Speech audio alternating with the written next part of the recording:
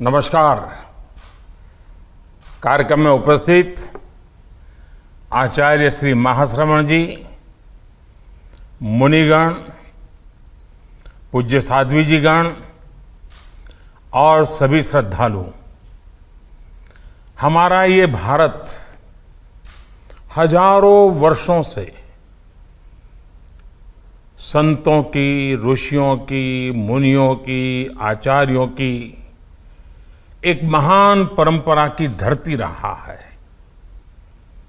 काल के थपेड़ों ने कैसी भी चुनौतियां पेश की हो, लेकिन ये परंपरा वैसी ही चलती रही। हमारे यहाँ आचार्य वही बना है जिसने हमें चरैवेति चरैवेति का मंत्र दिया। हमारे यहाँ आचार्य वही हुआ है जिसने चरैवेति चरैवेति के मंत्र को जिया है। श्वेतांबर तेरा पंथ तो चरैवेति चरैवेति की सतत गतिशीलता की इस महान परंपरा को नई ऊंचाई देता आया है। आचार्य भिक्षु ने शिथिलता के त्याग को ही आध्यात्मिक संकल्प बनाया था। आधुनिक समय में आचार्य तुलसी और आचार्य महाप्रज्ञ जी से जो प्रारंभ हुई महान परंपरा आज आचार्य महाश्रवण जी के रूप में हम सबके सामने जीवंत है। आचार्य महाश्रवण जी की ने 7 वर्षों में 18,000 किलोमीटर की ये पदयात्रा पूरी की है। ये पदयात्रा दुनिया के 3 देशों की यात्रा थी। इसके जरिए आचार्य श्री ने वसुधैव कुटुंबकम के भारतीय विचार को विस्तार दिया है।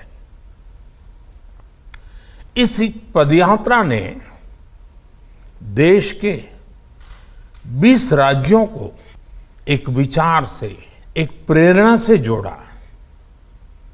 जहां अहिंसा है वहीं एकता है, जहां एकता है वहीं अखंडता है, जहां अखंडता है वहीं श्रेष्ठता है।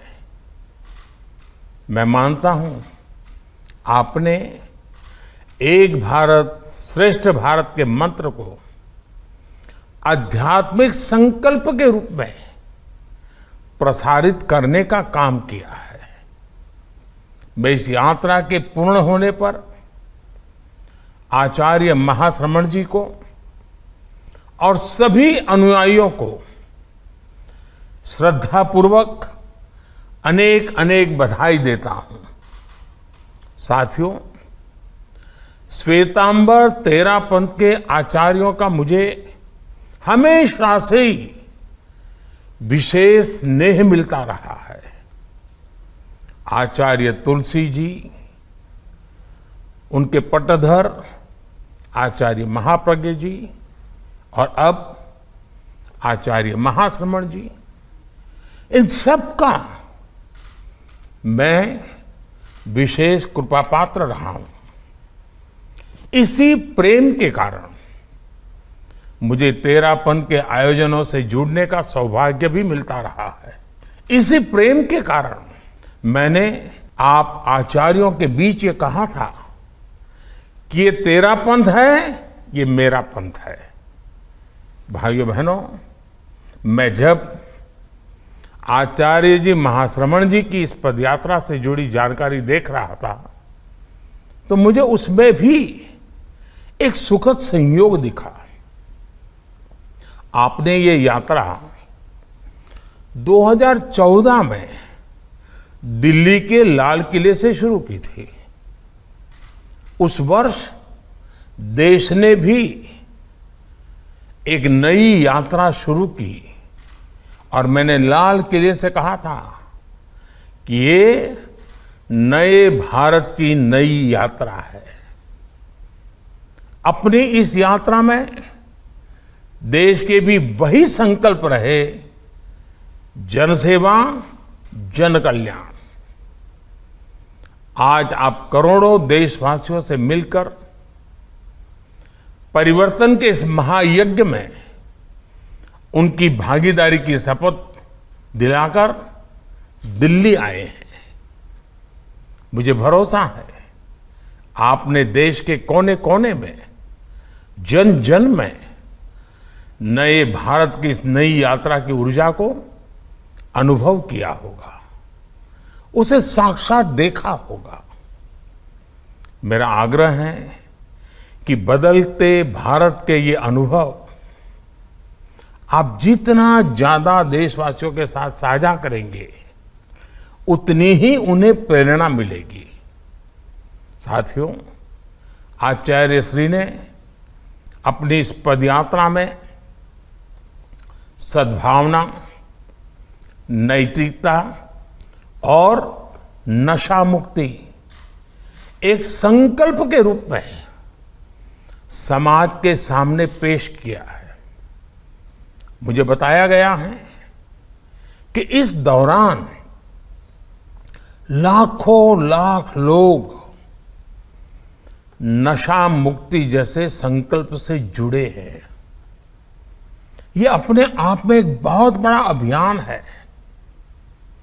आध्यात्मिक दृष्टि से देखें तो हम स्व का साक्षात्कार तभी कर पाते हैं जब हम व्यसन से मुक्त होते हैं। ये व्यसन, ये नशा, लोभ, लालच और स्वार्थ का भी हो सकता है। जब स्वयं से साक्षात्कार होता है तभी स्वयं में सर्वम के दर्शन होते हैं। तभी हमें स्वार्थ से ऊपर उठकर परमार्थ के लिए अपने कर्तव्यों का बोध होता है। साथियों, आज आजादी के अमृत महोत्सव में देश भी स्व से ऊपर उठकर समाज और राष्ट्र के लिए कर्तव्यों का आह्वान कर रहा है। आज देश सबका साथ, सबका विकास, सबका विश्वास और सबका प्रयास के संकल्प पर आगे बढ़ रहा है। सरकारें ही सब कुछ करेगी, सत्ता ही सब कुछ चलाएगी, ये कभी भी भारत का भाव नहीं रहा है। ये भारत की प्रकृति ही नहीं रही है। हमारे यहां राजसत्ता, समाज सत्ता, अध्यात्म सत्ता सबकी बराबर भूमिका रही है। हमारे यहां कर्तव्य ही धर्म रहा है। मुझे आचार्य तुलसी जी की एक बात भी याद आ रही है। वो कहते थे, मैं सबसे पहले मानव हूं, फिर मैं एक धार्मिक व्यक्ति हूं, फिर मैं एक साधना करने वाला जैन मुनि हूं, उसके बाद मैं तेरा पंथ का आचार्य हूं। कर्तव्य पथ पर चलते हुए आज देश भी अपने संकल्पों में यही भाव दोहरा रहा है। साथियों, मुझे खुशी है कि आज एक नए भारत के सपने के साथ हमारा भारत सामूहिकता की शक्ति से आगे बढ़ रहा है। आज हमारी आध्यात्मिक शक्तियां, हमारे आचार्य, हमारे संत सब मिलकर भारत के भविष्य को दिशा दे रहे हैं। मेरी प्रार्थना है आप देश की इन अपेक्षाओं को, देश के प्रयासों को भी जन जन तक ले जाने का एक सक्रिय माध्यम बने। आजादी के अमृत काल में देश जिन संकल्पों पर आगे बढ़ रहा है, चाहे वो पर्यावरण का विषय हो, पोषण का प्रश्न हो या फिर गरीबों के कल्याण के लिए प्रयास, इन सभी संकल्पों में आपकी बड़ी भूमिका है।